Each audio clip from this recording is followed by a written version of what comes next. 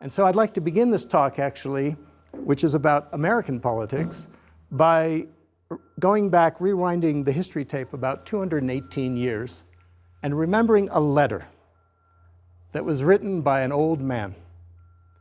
And in this letter, this man called himself, he said, think of me as an old and friendly, an old friend, really.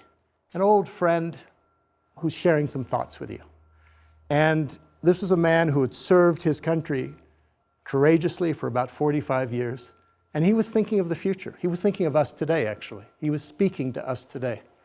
And what he said was, the message he wanted to leave us was, he said that is, and I'll use his words actually, he said, it is of infinite moment.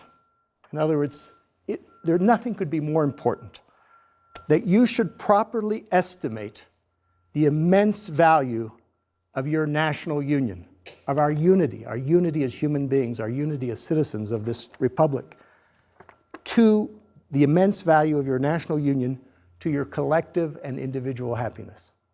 That's the message he wanted to leave us, was that there was nothing more important than our unity. And then he went on to warn us of what he called the alternate domination of one faction over another, sharpened by the spirit of revenge, natural to party dissension, which he called a frightful despotism. And what he said was, it serves always to distract the public councils and enfeeble the public administration. He said, it agitates the community with ill-founded jealousies and false alarms, playing just to fear, basically. And it kindles the animosity of one part against another. Does that sound familiar, 218 years later? And what he ended his letter by expressing the hope that his words might be productive of some partial benefit, some occasional good, that they may now and then recur to moderate the fury of party spirit.